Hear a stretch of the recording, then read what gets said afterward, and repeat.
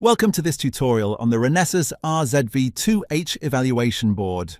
In this video, we'll validate the core peripherals and system bring-up, including display, USB, Ethernet, AI hardware, camera interfaces, and GPIOS. First, we connect the micro USB cable from the RZV2H Evaluation Board to the host PC. In Mobac's term, I select a serial session and choose the detected COM port, which in this case is COM3.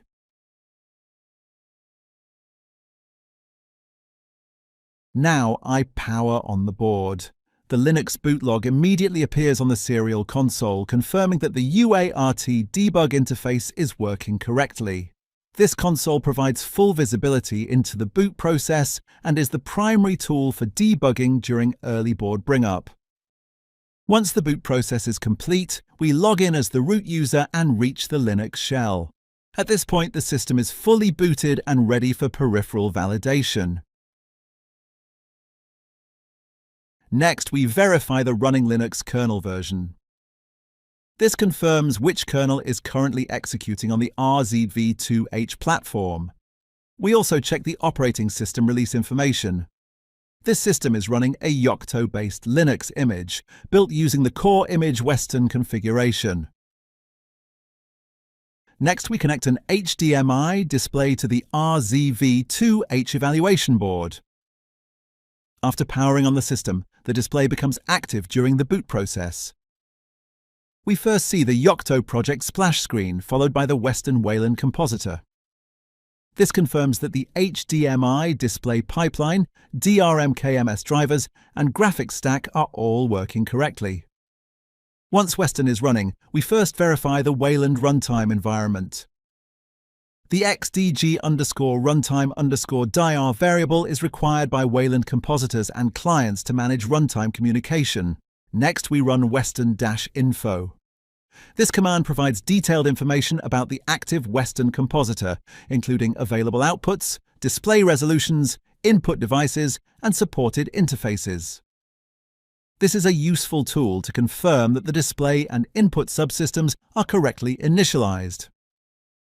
At this point, the graphical environment on the RZV2H board is fully operational. Next, we validate the USB input subsystem. At this point, no USB input devices are connected to the board. We can verify this by checking the kernel input device list. As expected, the system does not report any active input devices. Now we connect a USB keyboard to the RZV2H board. As soon as the device is plugged in, the kernel detects it automatically, and we see USB plug messages on the console. This confirms that the USB host controller and input subsystem are working correctly.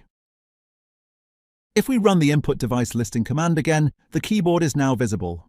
This file shows all registered input devices in the system, along with their drivers and capabilities. Here we can see the USB keyboard registered as an input device. We can also verify the device at the USB bus level using the lsusb command. The keyboard appears in the USB device list, confirming that it has been enumerated by the USB subsystem. Finally, we check the kernel log for USB-related messages.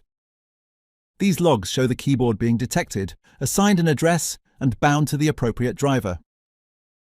This confirms successful USB device enumeration from hardware all the way up to the Linux input layer.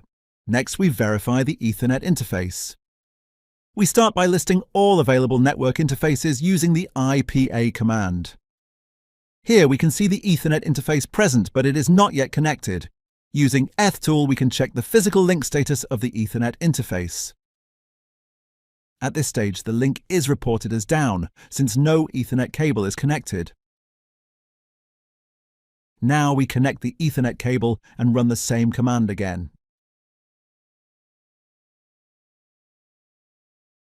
The link status changes to active, confirming that the PHY and Ethernet driver are working correctly.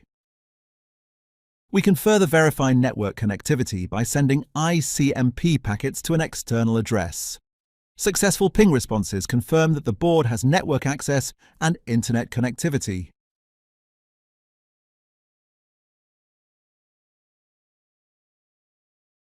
Finally, we check the kernel log to confirm that the Ethernet interface has transitioned to an active state.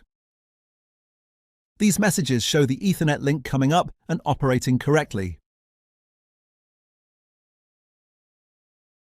Next, we verify the availability of the DRP-AI hardware on the RZ/V2H platform.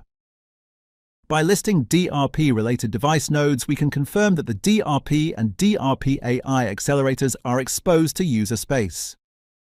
Here we can see the DRP and DRP-AI device nodes present. We also check the kernel log for DRP-AI-related messages. These logs confirm that the DRP-AI driver has been initialized successfully during boot. This means the AI acceleration hardware is ready to be used by applications. Next, we verify the MIPI-CSI camera subsystem. Listing the media devices shows 4 media nodes. This indicates that the RZ-V2H SoC exposes multiple camera receiver pipelines through the CRU, or camera receiver unit. We can inspect the media topology using the media-CTL command. Here we see the Renesas CRU and CSI2 receiver blocks registered with the Linux media framework. Next, we list the registered V4L2 media devices. Each CRU instance appears as a media device. At this stage, no video device nodes are present, which is expected because no camera sensor is connected. Finally, we check the kernel log for CSI-related messages. These messages show that the CSI2 receivers have been probed successfully and that the physical lanes have been detected. This confirms that the camera subsystem is ready for sensor attachment. Finally, we verify the GPIO subsystem.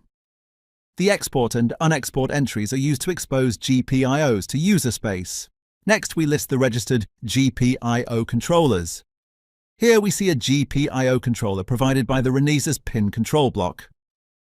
The UEvent information confirms that this GPIO controller is managed by the Renesas Pinctrel driver and is correctly bound through the device tree. This verifies that the GPIO hardware is properly initialized. The device tree node also shows multiple GPIO consumers. These entries represent peripherals and signals that already use GPIOs on the board, such as power control and interface-enabled signals. This confirms that GPIOs are actively used and mapped within the system. At this point, we have validated the core peripherals on the Renesas V2H Evaluation Board. In the next videos, we'll move on to connecting external hardware, including a MIPI-CSI camera and running DRP-AI inference demos. Thanks for watching.